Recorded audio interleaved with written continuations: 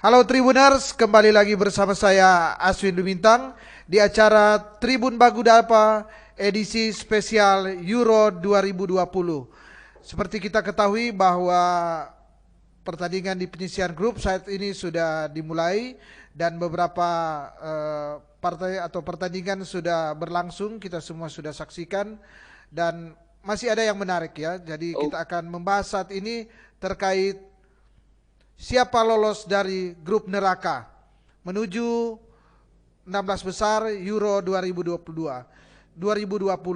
Dan untuk perbincangan ini sudah ada dua narasumber yang akan mengulas akan terkait dengan siapa yang akan lolos daripada grup neraka, bahkan akan memberikan prediksi siapa semua yang lolos di babak 16 besar. Yang pertama adalah bintang tamu kita saat ini adalah Bapak Pendeta Lucky Rumopa MTH yang merupakan Ketua FKUB Sulawesi Utara. Dan yang kedua adalah pemerhati sepak bola adalah Bung Friko Poli yang kita tahu bersama merupakan jurnalis senior yang sudah pernah melakukan peliputan di Euro Prancis ya, di saat Euro diadakan di Prancis, dan juga pernah melakukan peliputan di Old Trafford pada saat ada digelarnya final Liga Champions ya. Jadi kita akan melihat ulasan-ulasan daripada Bung Friko, tapi juga kita juga akan melihat akan bagaimana ulasan dari bintang tamu kita yang selain sebagai pendeta juga lama berada di Eropa, sehingga boleh menceritakan kepada para tribuners bagaimana sebenarnya aura ya di Eropa sana, kemudian memperkirakan ketika pertandingan digelar di saat-saat ini. Seperti kita ketahui bersama, saat ini adalah saat pandemi COVID-19. Dan tidak membuang waktu, saya memberikan kesempatan kepada Pendeta Lucky Rumopa untuk memberikan ulasannya terkait dengan prediksi menuju 16 besar. Silakan. Pak dengar ini. Silakan. Dapat dengar?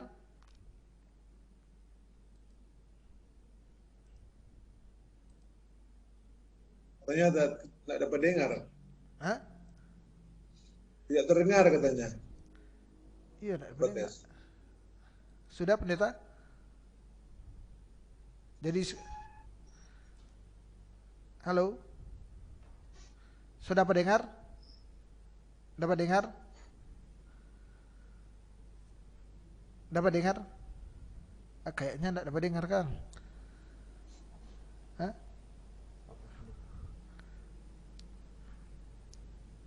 Unmute stop pendeta.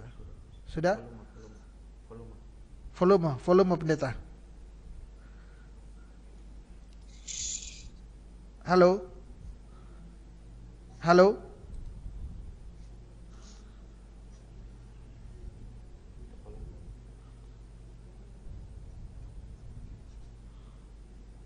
Pendeta bisa dengar pendeta ini?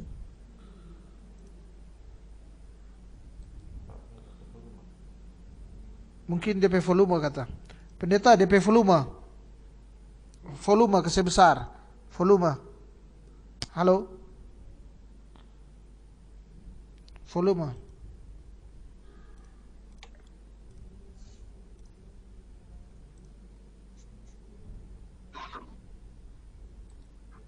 Coba tes ulang dulu. Halo, tes. Sudah bisa didengar? Tes 1 2. Ya. Nah, sudah. Oke, aman. Sudah? Jadi sekali lagi para tribuners bahwa saat ini kita sedang live terkait dengan perbincangan siapa yang lolos dari grup neraka di Euro 2020 ini. Dan untuk menyaksikan atau sekaligus mendengarkan ya akan bagaimana sih peluang-peluang lolos daripada tim-tim di Euro 2020 ini, kita akan mendengar ulasan dari Bapak Pendeta Lucky Rumopa selaku bintang tamu pada acara Tribun Bakudapa saat ini. Silakan. Baik, terima kasih para pemirsa dan para pecinta bola. Ya. sebagaimana saat-saat ini kita sedang disibukkan dengan perhelatan Piala Euro tahun 2021, kita tahu persis bahwa pertandingan-pertandingan ini sedang sementara dimulai, babak-babak penyisian untuk keluar grup ya. Kalau tidak salah ada 6 grup ya. Kalau mau dilihat secara matematis, grup A, B, C, D ya masih bisa kita prediksikan ya. Karena kita bisa prediksikan siapa yang akan lolos, tapi yang agak berat yang F dan D ya. Ya, di sana ada Spanyol, Swedia, ya, Polandia, maksudnya yang grup D ya. Ya. Ada Inggris, Ceko, Scotland dan Kroasia, dan yang grup F ada Prancis, Jerman, Portugal dan Hongaria. Bagian besar babak-babak penyisian ini sedang dan sementara dimulai. Ya, ya. Tinggal grup F yang belum. Jadi kalau mau dilihat secara matematis ya, untuk lolos di grup A itu kita sudah bisa melihat ada Italia di sana. Ya.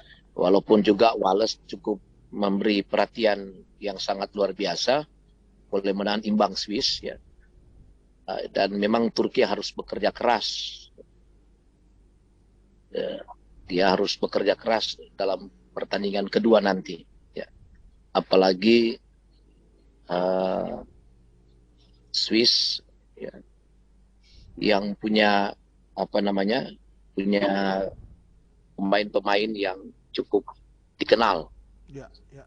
Dan kalau kita beralih ke grup B ya masih bisa diprediksikan karena di sana ada Belgia yang merupakan sepak bola yang lagi sedang tren, mereka lagi sedang naik daun. Sekalipun mereka juara 3 di Piala Dunia, tapi tren pemain-pemain Belgia semakin hari semakin meningkat. Ya, apalagi asuhan Roberto Martinez ini memiliki pemain-pemain yang sangat lengkap ya. Di sana jelas ada penyerang yang sangat dikenal itu Lukaku ya, penyerang Inter Milan yang sudah cukup populer dan cukup terkenal. Ada juga Kevin De Bruyne ya, Eden Hazard juga ya. Kita sudah lihat kemarin memang Belgia ini yang dihasut oleh Roberto Martinez ini cukup kuat. Dia didukung oleh para gelandang yang sedang naik daun. Thomas Meunier ya.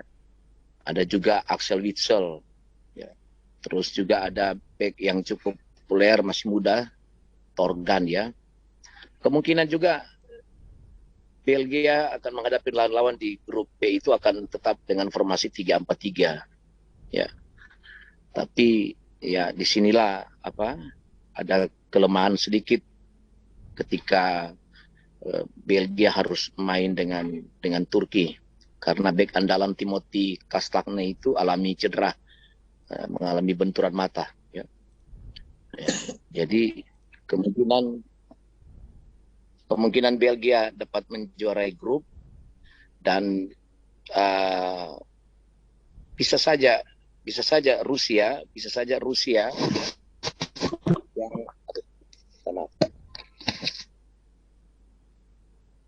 Gimana? Pendeta? Ya.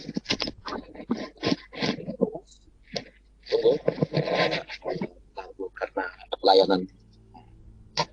Rusia harus kerja keras minimal dalam permainan sebentar untuk melawan Denmark dan Finlandia, dia harus menang untuk dapat meraih poin ya. Meraih poin karena mengingat dalam skema Piala Eropa ini di tiap-tiap grup ini ada peringkat 3 terbaik. Dihitung dengan skor ya. Poin yang terbaik itu bisa lolos. Jadi mudah-mudahan juga Rusia dapat bekerja keras mengingat Rusia ini ya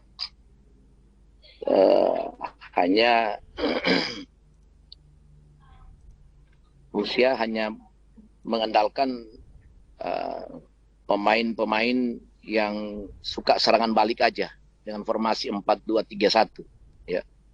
Asuhan Cherchesov ini hanya bertumpu pada dua pemain andalan, yaitu Shuba dan Alexander Golovin. Ya. Dua itu yang mereka memang suka main dengan bola-bola serangan balik cepat. Itu yang ditampilkan Rusia ketika melawan Belgia.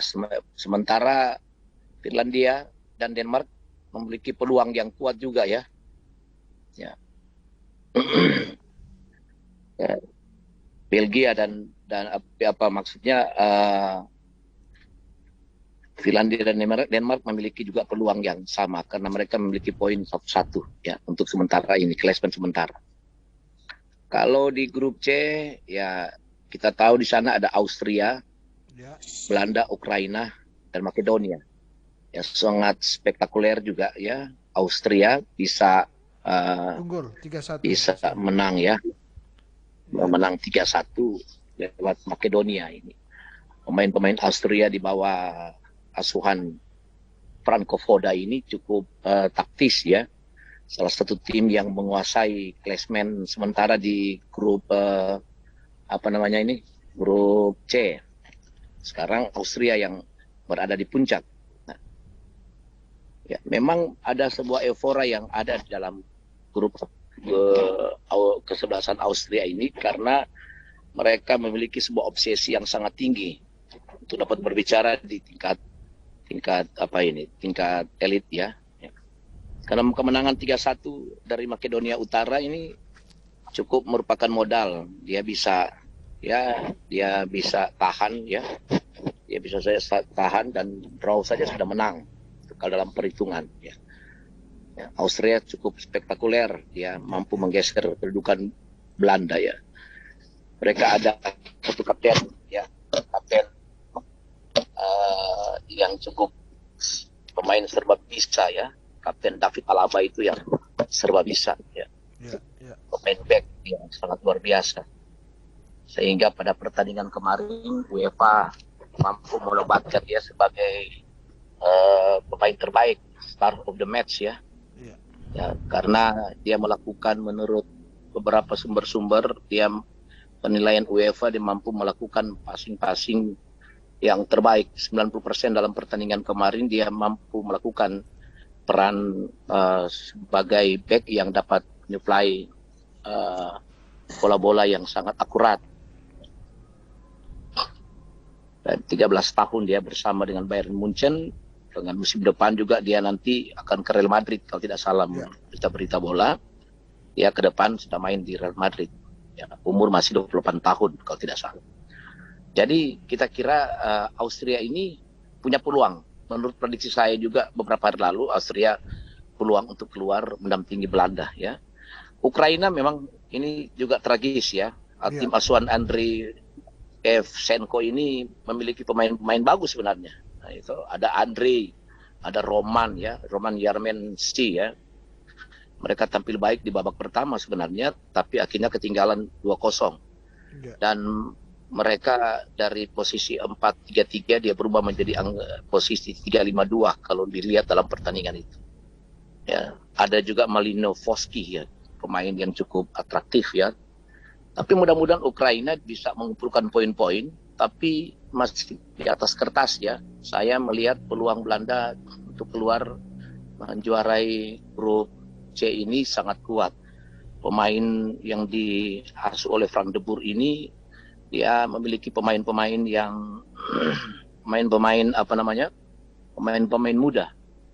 Memang publik Belanda berharap mereka menggunakan skema 4-3-3 ya, sesuai dengan permainan yang diminta oleh publik, tapi entah kenapa Frank de Boer itu menggunakan 5-3-2 itu. Tapi akhirnya juga ampuh ya.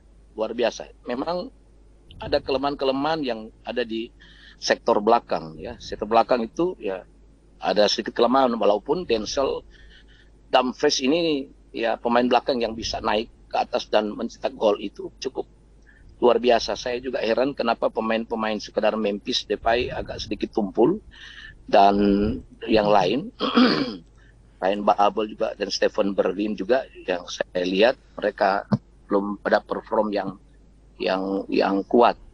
Itulah sebabnya ketika serangan balik lawan kemarin ya mereka akhirnya menghadapi juga tantangan-tantangan dalam untuk menjaga ini.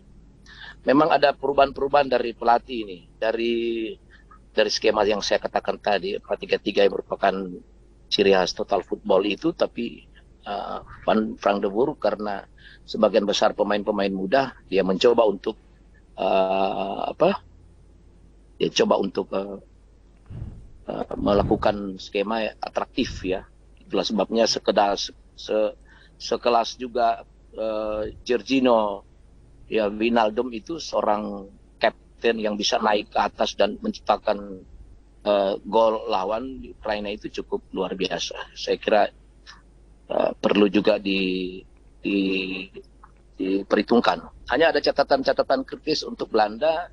Mereka jangan bermain berupa orang lalu bilang terlalu pandang enteng. Tapi memang karena kondisi.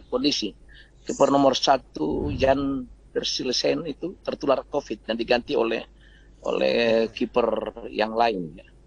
Sehingga untuk menghadapi ketiga tim dengan gaya-gaya Spartan, karena ini 3 lawan Ukraina, Makedonia, Austria ini gaya-gaya Spartan ini mereka suka dengan serangan-serangan balik. Ya. Maka itu Belanda di kemudian hari bisa menjaga itu. Mudah-mudahan dengan pengalaman ketika bermain kemarin, ya mereka sempat memimpin 2-0, akhirnya mereka harus menang 3-2. Ya, ini kejutan juga yang dilakukan oleh Ukraina. Nah, ya. Berikut masuk ke grup grup D ya. Nah, ini grup D ini sulit untuk prediksi ya. Tapi yang jelas, tapi yang jelas yang sangat diunggulkan Inggris. Diunggulkan Inggris. Sekalipun Ceko mampu memberi warning kepada para pemain. Inggris memang memiliki pemain-pemain muda ya, walau yang sebagian besar ya.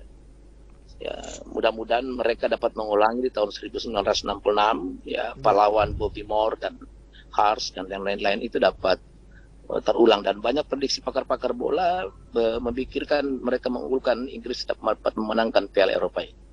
Mudah-mudahan tidak terjadi seperti temperamen Inggris yang main pada Piala Dunia kemarin.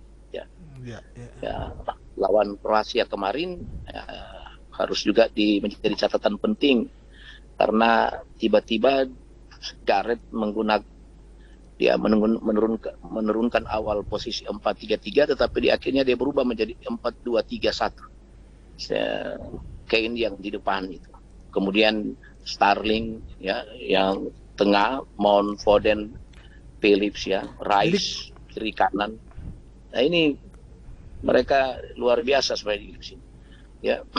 Jadi kemungkinan di grup ini akan keluar Inggris dan Kroasia atau kemungkinan Inggris dan Kroasia, karena Kroasia memang tragis ya. Dia sekalipun dia termasuk yang difavoritkan ya, tapi kemungkinan dia akan bangkit. Kroasia akan bangkit melawan Scotland dan Ceko. Saya kira ya bisa Kroasia dengan Kapten Luka Modric ya, punya operasi kuat dan andalan bersama senior lainnya Marcelo, Dejan, Lovren. Itu saya kira mereka cukup kuat karena mereka punya formasi 4-1-4-1. Itu yang merupakan andalan Kroasia yang tidak pernah berubah saya lihat. Ya. Situ ada back 4 ya, dilindungi back 4 situ yang sangat muda, yang sangat kuat. Ada Vida, ada Duje, ada Josko ya. Dan back tengah yang sangat terkenal Marcelo, Brozovic gitu. Ya. Dan kita tahu bersama Ivan Perisic ini yang jago memainkan bola kiri kanan ini bisa membuat Ante Rebic ini leluasa untuk menciptakan gol. Nah, ini perlu dicatat. Jadi menurut saya diperkirakan grup D ini Inggris dan Kroasia ya. akan Ceko dan akan tersisi ya. Iya, bisa menurut saya nomor 3 terbaik ya. Ya, bisa aja. Nomor 3 terbaik bisa, tapi menurut saya kemungkinan Kroasia akan bangkit pada permainan kedua dan ya. Memang sangat tragis ya. Kroasia bisa kalah tapi ingat ya, mereka bermain di waktu lawan dengan Belanda, mereka waktu lawan dengan Inggris mereka main di stadion yang fanatik ini Inggris. Jadi dari sisi non teknis juga ya mempengaruhi ya. Jadi psikologis. nah, mari kita lihat grup E ya. Grup E ya kita sudah bisa prediksikan bisa Spanyol dan Sweden ya, Swedia. Walaupun tadi kemarin kita sudah lihat hasil pertandingannya ya. Spanyol memang adalah walaupun mereka main kacamata ya 0-0, tapi mereka akan bangkit di berikut ya. Kedua ya. Ya, pemain-pemain muda yang sangat luar biasa karena penguasaan bola kemarin kita lihat kan mereka hampir dalam catatan televisi kan hampir 80-an sekian 85%. Dan kalau tidak salah menurut pakar-pakar bola ada 17 serangan tembakan tapi ya hasilnya draw. Nah, itu perlu juga menjadi catatan yang sangat luar biasa dalam pertandingan ini. Ya, orang harus akui juga Slovakia ini yang sangat spektakuler, salah satu kesebelasan yang muncul kaget dengan penampilan yang sangat luar biasa. Tapi Slovakia juga memanfaatkan bola-bola mati ya yang dilakukan lawan. Saya kira Spanyol ya memang ada kemelut soal pelatih ya. Ya, bukan pelatih, kapten Sergio. Ya, Sergio kena virus ya. Jadi digantikan ya. Jordi Alba kalau tidak salah. Sehingga formasinya berubah menjadi 4-3-3. Dengan striker Daniel Olmo, ada Alvaro Morata, Ferran Torres, lain-lain. Jadi memang kurang kuat hadapi permainan baik Sweden ya. Memang Sweden cukup mereka sudah punya strategi untuk meredam beberapa pemain-pemain kunci Spanyol. Sweden dengan formasi 4-4-2 cukup kuat. Ya, bayangkan 4-4-2 ya, dia mampu. Ya, Jan Anderson cukup taktis menempatkan Lindelof ya untuk meredam serangan-serangan Spanyol. Lindelof ini yang dinilai oleh UEFA dalam penilaian permainan kemarin ya termasuk the best ya. Ya, dia dibantu dengan Marcus, Daniel Ron, Lusti cukup kuat bersama lini belakang itu. Nah, saya kira ada juga satu pemain dari Sweden ya, Marcus Berg yang cukup baik, cukup bagus. Sweden bisa berbicara. Menurut saya prediksi di grup E ini bisa Sweden dan Spanyol. Sekalipun Slovakia menurut saya ya, karena menurut saya Slovakia ya bukan yang dikatakan mujur ya cukup mengejutkan memimpin klasemen ya. Pelatih Stefan Tarkovic kalau tidak salah itu cukup jeli melihat perhitungan mereka mampu mengalahkan Polandia 2-1 dengan strategi mematikan. Dorang cuma mematikan satu langkah Robert Lewandowski ya, penyerang Bayern Munchen itu. Jadi mereka mampu meredam. Kuncinya ada di situ di Polandia. Jadi mereka tahu. Nah, kegagalan Polandia akan diikuti juga oleh yang lain untuk meredam Robert untuk bergerak ya begitu. Nah, Slovakia memang memiliki serangan yang ada 11 serangan kalau tidak 11 sampai 12 serangan tapi 2 yang berhasil. Salah satu juga karena kelemahan pemain belakang itu. Ya, sehingga kalau tidak salah itu tercipta gol waktu itu. Nah, kekalahan Polandia itu karena kelalaian dari pemain-pemain belakang. Saya kira sulit Polandia untuk lolos karena dia harus berhadapan dengan Spanyol dan Sweden yang cukup kuat ya. Nah, yang paling menarik ini yang sangat seru sekali yaitu grup neraka. Iya kan? Ini yang kita ambil tema. Menurut mereka ini di Piala Eropa ini grup neraka. Ada Prancis, Jerman, Portugal, Hongaria. Ya, Hongaria jangan dianggap enteng ya. Tim karena walaupun Hongaria dianggap tim tim pelengkap ya, tapi Marco Rossi ini cukup jeli ya. Dia melihat Marco Rossi ya, pelatih cukup mampu menempatkan. Lihat saja memang waktu bertemu dengan dia main dengan Portugal nanti. Ya, waktu mereka bertemu kalau tidak salah tiga kali nanti dengan sebentar malah. 3 kali. Nah, 2 kali itu mereka kalah dengan Portugal gilas gitu. mereka sudah tahu kelemahan-kelemahan, tapi ini bola bundar. Ya. Betul. Ya, Portugal dan Hongaria bukan 3 kali, 9 kali mereka bertemu. Ya, 3 kali draw dan 9 kali Portugal menang. Kalau Prancis, ya ini dia diperkirakan masih DPS karena mereka punya semangat baru untuk mengkawinkan Piala Dunia dengan Piala Eropa. Memang santer di berita-berita di Prancis. Nah, di Dirbes kami ini harus menjawab di tuntutan publik. Maka itu dia mengambil Benzema, Karim Benzema ditarik dengan dia tarik untuk memperkuat squadnya, gitu. Ya, ada situ juga Mbappe, ya, Kylian Mbappe, ada Antoine Griezmann, Paul Pogba, ya. Golo Kante juga cukup kuat. Kalau tidak salah mereka akan buat formasi 4-3-3. Ya, 4-3-3 ini. Nah, jadi saya kira Prancis akan mudah memenangkan ya, ke babak 16 besar ya. Bisa. Nah, dia masuk 16 besar. Dia, kalau kita lihat Portugal sebenarnya kalau lihat dari materi pemain, mereka ini pemain-pemain muda banyak. Maka itu mereka kekalahan Portugal selalu hanya tertumbuh pada Leonardo ya. Tapi sekarang tidak ya. Karena di sana ada Joao Felix, Diogo Jota, ya. Fernandes dan iya, mereka menemani Ronaldo lah. Ada juga Bernardo Silva ya. Dan menurut catatan prediksi saya, Portugal punya peluang besar. Kemungkinan dia bisa runner up atau bisa ya, kalau dia konsisten bermain dia bisa juara lagi ya, juara grup ya dia mendampingi Prancis. Saya memprediksi Prancis dengan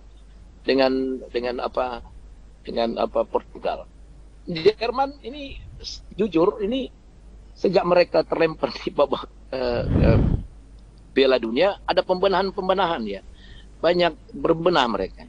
Saat mereka kalah tragis di Piala Dunia, Joachim memasukkan pemain-pemain muda. Nah, mereka belum banyak pengalaman. Itu ada Timo Werner, ada Serge Gnabry, ada Kai Havertz ya. Cuman Joachim tidak melepaskan juga pemain-pemain senior ya, yang termasuk back Dortmund itu Mats Hummels ya. Ada Thomas Müller juga yang diturunkan sebentar. Ada Toni Kroos juga. Ikai juga, 4 pilar ini ya.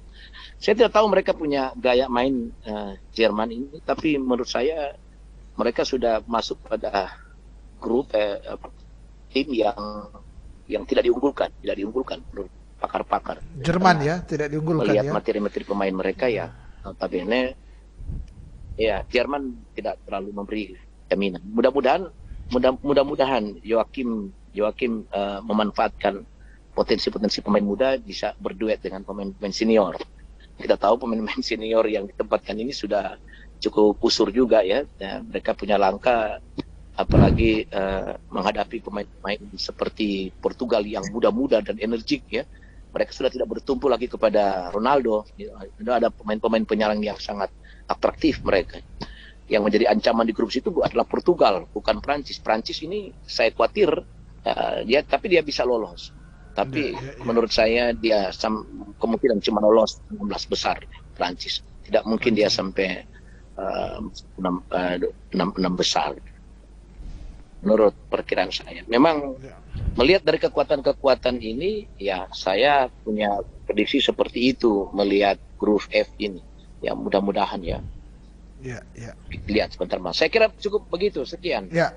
Kita akan pemirsa Tribuners, kita akan membandingkan atau kita akan mendengar ulasan dari Bung Friko ya. Tadi kita sudah mendengar ulasan dari Pendeta Lucky ya, yang cukup rinci kelihatannya sangat mengenal sekali sampai dengan pemain-pemain ya.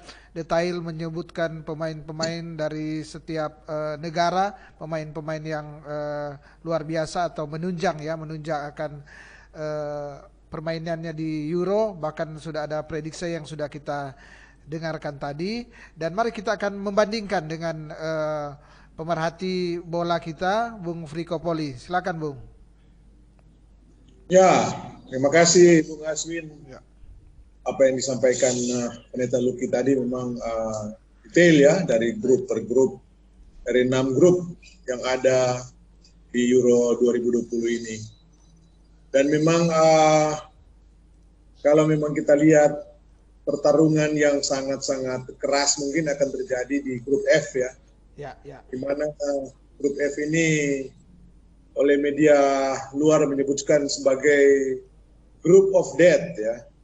Mana di situ bercokol 3 timnas yang menjuarai Piala Euro 3 kali, Jerman menjuarai Euro 2 kali, Prancis dan Portugal. Meskipun baru 1 kali, tetapi Portugal adalah tim yang dikategorikan sebagai juara bertahan karena dia yang menjuarai Euro tahun 2016 di Prancis lalu. Bahkan di situ ada juga satu Hongaria ya. Mungkin kalau dikatakan bahwa Hongaria ini sangat apes ya, harus berada di tengah-tengah 3 gajah tim yang sangat dominan di Eropa saat ini. Tapi ini juga menjadi sebuah kecemasan fans dari 3 tim ini bahwa takutnya mereka di penyisihan grup ada tim mereka yang akan segera tersingkir. Tapi untunglah berdasarkan regulasi UEFA bahwa dari 6 grup ABC sampai F ini akan dicari 2 kan, masing-masing grup juara dan runner up. Kalau juara dan runner up berarti ada 12 tim. Kemudian untuk melengkapi 16 tim dicari 4 tim terbaik yang peringkat 3. Jadi namanya itu playoff winner. Jadi kita sangat berharapkan ini Portugal, Prancis dan Jerman bisa lolos semua dari grup F. Artinya salah satu akan masuk pada babak playoff winner atau peringkat 3 terbaik. Sehingga seru ya depan ya. Ya, karena kalau salah satu saja tidak lolos atau kalah bersaing dengan peringkat 3 terbaik dari grup lain, ya tentu banyak fans yang akan sakit hati dan pertarungan di babak 16 besar setidaknya akan sedikit menurun tensinya karena tim-tim unggulan sudah bentrok di pool grup F di sini. Nah, yang menarik kalau misalnya siapa peringkat 3 di grup F, contoh misalnya peringkat 3 di grup F, katakanlah Portugal jadi peringkat 3, katakanlah Portugal ya. Saya bukan bermaksud bahwa Portugal yang paling lemah di antara 3 ini. Portugal peringkat 3 di grup F. Dia akan berhadapan di babak 16 besar dengan juara grup A. Nah, kalau kita lihat itu berpeluang besar juara grup A adalah Italia. Jadi lagi-lagi pertemuan antara tim-tim besar, tim-tim yang punya nama besar di Piala Dunia dan tim-tim yang punya nama besar di Piala Euro. Ini yang memang sangat riskan bagi tim-tim unggulan yang harus bertemu di babak-babak awal dan di babak-babak 16 besar. Takutnya nanti di babak final itu akan melangkah atau semifinal itu akan melangkah tim-tim yang mungkin tidak terlalu diunggulkan atau ada kejutan-kejutan dari tim-tim yang non-unggulan yang akan melejit. Dan memang Piala Euro memang sangat unik karena beberapa kali juga pernah kan terjadi negara-negara yang tidak diunggulkan seperti Yunani dan bisa menjadi juara Piala Euro. Nah, Bung Aswin, sekarang kita membahas bagaimana kekuatan Prancis, Portugal, dan Jerman. Secara umum kalau dari peringkat FIFA ya, ini peringkat FIFA, bahwa yang di atas adalah Prancis. Peringkat 2 dia Prancis. Sebenarnya peringkat 1 itu adalah Belgia. Peringkat 2 Prancis. Kemudian Portugal peringkat 5 dan Jerman tercecer di peringkat 12-13. Tapi peringkat tidak terlalu berperan dalam pertarungan di lapangan nanti ya. Cuma memang dari segi diunggulkan, dari segi squad pemain, memang Prancis cukup mumpuni squadnya. Cuma jangan salah bahwa permainan ketika sudah di lapangan adalah persoalan mental. Nah, mental ini kita tahu bahwa Jerman sangat-sangat qualified di soal mental. Di satu sisi Portugal adalah petahana kalau istilahnya ya. Dia adalah juara bertahan dan waktu dia memenangkan Piala Euro 2016 di Prancis lalu, dia mampu mengalahkan Prancis yang saat itu sangat diunggulkan. Dan menurut beberapa yang saya baca referensi bahwa sebenarnya kekuatan Portugal di tahun 2021 ini sebenarnya sudah lebih baik daripada kekuatan Portugal ketika masih di Prancis. Karena mereka beberapa yang sudah berusia matang ya.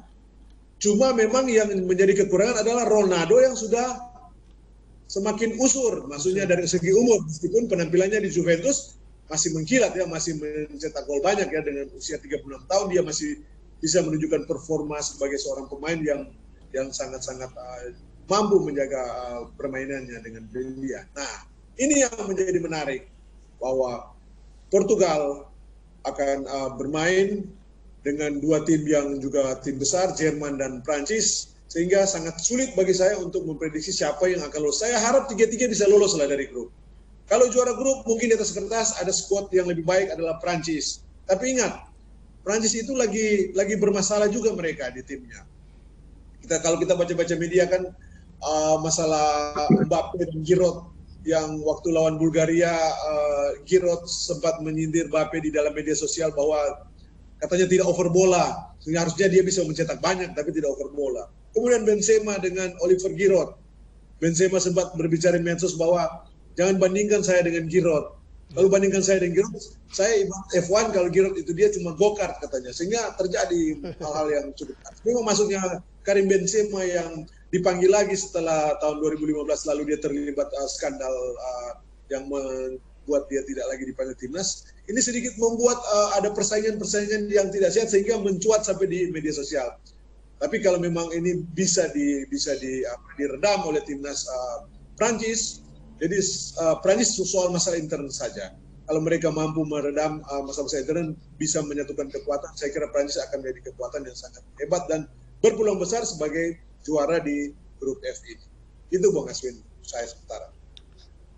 Ya menarik ya, kita lihat Bung Friko memfokuskan mengamati di grup yang yang menjadi perhatian memang.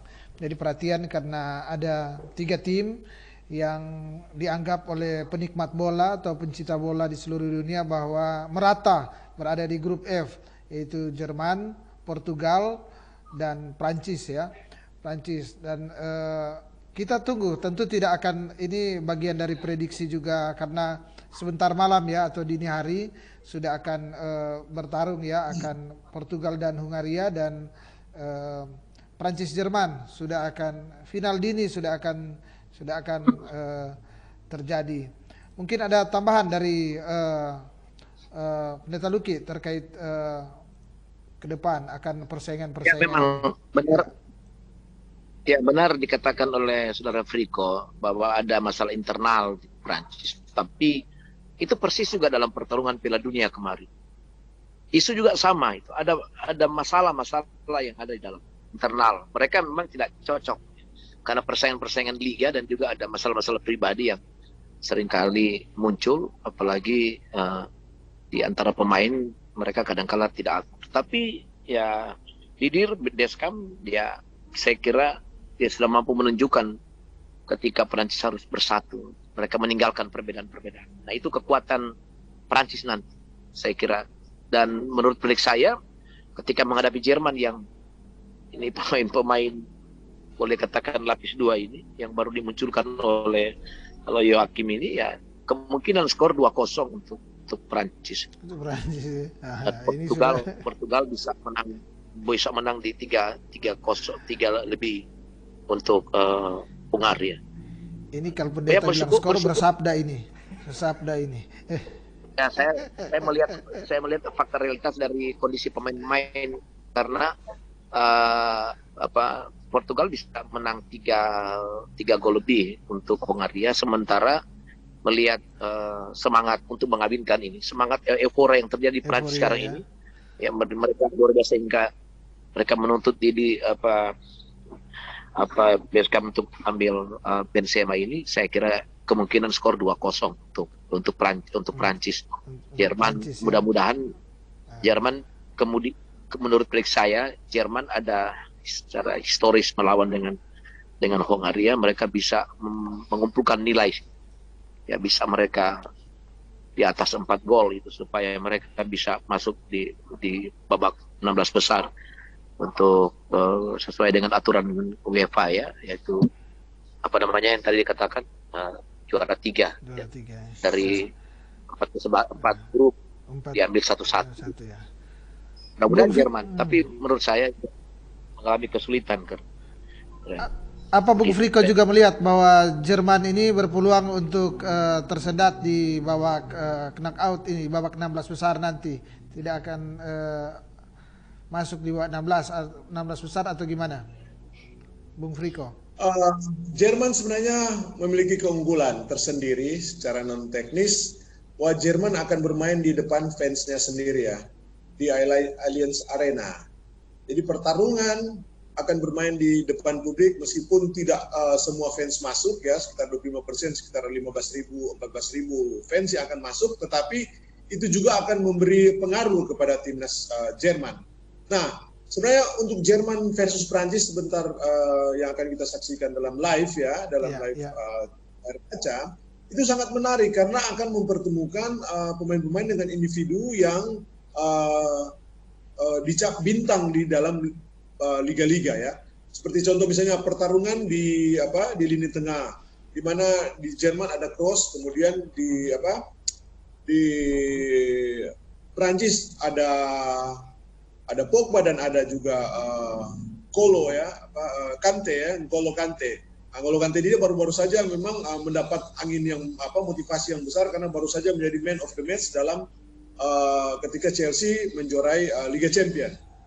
Tapi jangan bahwa di dalam kubu Jerman juga ada Kai Havertz. Kai Havertz dia adalah striker Chelsea yang menjadi penentu ketika Chelsea memenangkan Liga Champions. Jadi pemain muda dari kubu Jerman ini juga punya motivasi yang tinggi untuk saling Kemudian hal-hal yang menarik lainnya bahwa di dalam squad kedua tim ada pemain senior yang kembali dilibatkan, dipanggil ya.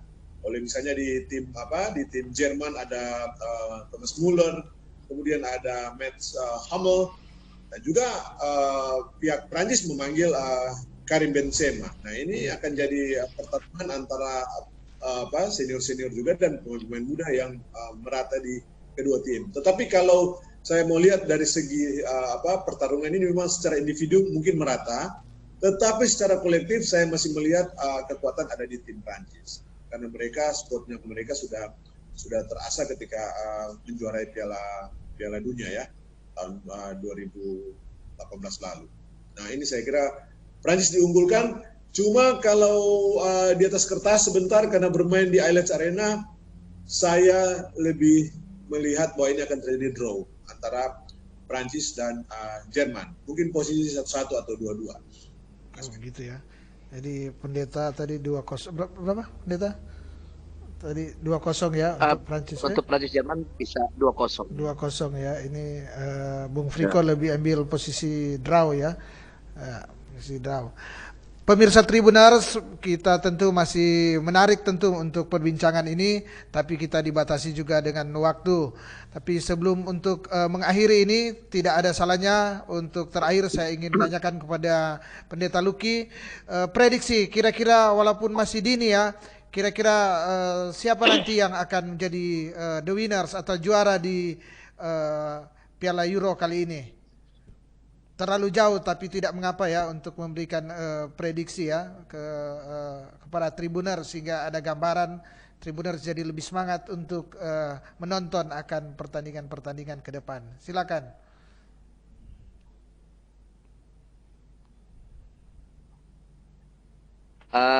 Kalau melihat skenario dari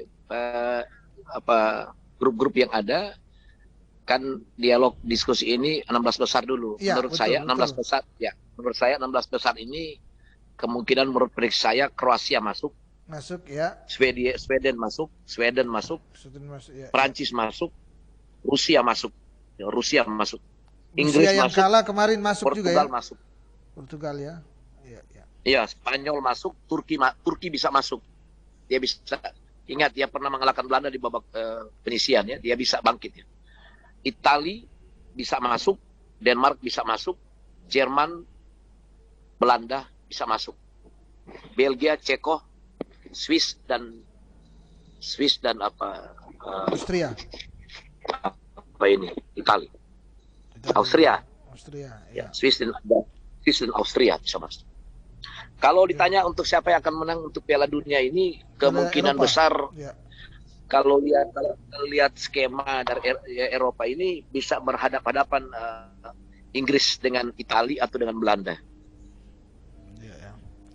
Kalau pendeta secara pribadi mau fans dengan siapa? Fans ini bukan juara tapi fans dengan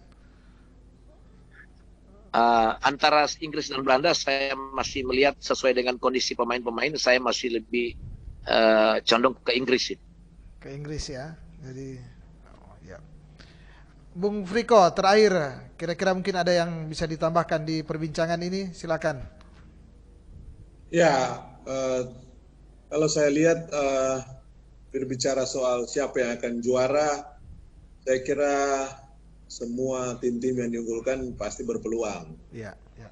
Tapi seharusnya dari segi squad saya kira Prancis berpeluang besar ya untuk juara.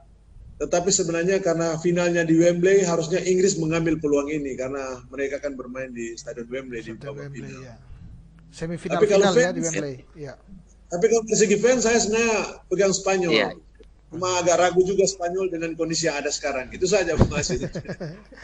Ya, demikianlah Tribuners akan bincang-bincang di Tribun Bakudapa terkait dengan Euro 2020 ini. Saya Aswin Lumintang atas nama Tribun Bakudapa mengucapkan terima kasih kepada Pendeta Lucky Rumopa MTH selaku bintang tamu pada perbincangan kali ini, dan saya juga mengucapkan terima kasih kepada Bung Friko Poli selaku pemerhati bola yang sudah memberikan ulasan-ulasan yang tajam ya, dan membuat suasana di Euro di Sulawesi Utara ini, di Kota Manado ini lebih menarik, dan kita akan saksikan terus lah akan kegiatan Euro, akan pesta Euro 2020 ini. Dan saya atas nama Tribun Bakudapa mengucapkan terima kasih juga kepada seluruh Tribuners yang setia untuk menyaksikan akan perbincangan ini. Semoga bermanfaat bagi kita semua. Mata lokal menjangkau Indonesia.